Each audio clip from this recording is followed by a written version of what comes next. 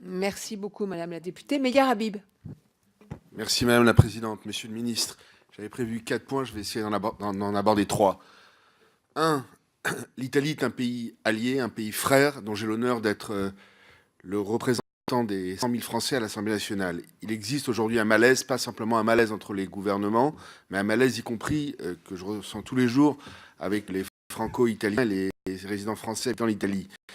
Monsieur le ministre, l'Italie a voté, c'est une démocratie. De grâce, respectons ses choix, quels qu'ils soient, même si ça ne nous convient pas. Ce n'est pas notre choix personnel, je dirais, entre parenthèses, la même chose pour la Hongrie. Vous avez le populisme, le président de la République a parlé de cynisme, d'irresponsabilité. Giuseppe Conte a parlé de leçons hypocrites de pays qui ne s'occupent pas des questions d'immigration, etc.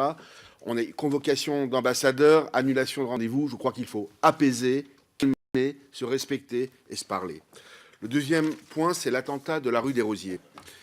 Le 9 août 82, il y a 35 ans, les plus anciens d'entre nous s'en souviennent, un co-terrorisme palestinien faisait irruption dans le restaurant de Joe Goldenberg rue des Rosiers, mitraille clients et employés, bilan 6 morts et 22 blessés.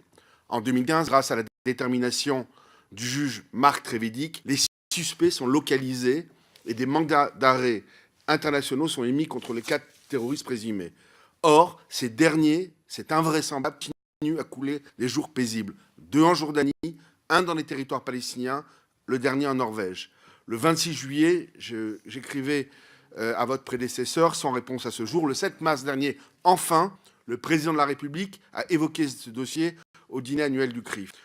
Le 1er juin, avec M. Johan Tayeb, porte-parole d'une des familles des victimes, très actif sur ce dossier, j'ai rencontré à l'Élysée des conseillers diplomatiques du président qui m'a assuré que notre réseau diplomatique était mobilisé pour obtenir l'extradition des terroristes. Après ce dossier, j'ai évoqué personnellement ce dossier avec Benjamin Netanyahou. Il m'a dit, au début juin, il m'a dit qu'il était disposé à collaborer, évidemment, si nous, la France, lui en faisait la demande. Monsieur le ministre, et j'arriverai peut-être à avoir mon 3e point, cet état de fait est une injure à la mémoire des victimes. Je pense que vous partagerez mon avis. C'est moralement insoutenable. Est-ce que vous pouvez faire un point précis des démarches entreprises pour l'obtenir l'extradition effective des terroristes de la rue des Rosiers 35 ans après? Et je laisserai la question de la francophonie pour une autre fois. Je suis désolé parce que vous posez des questions Monsieur extrêmement ministre, précises oui. et je ne suis pas encore un ordinateur, mais ça va pas tarder.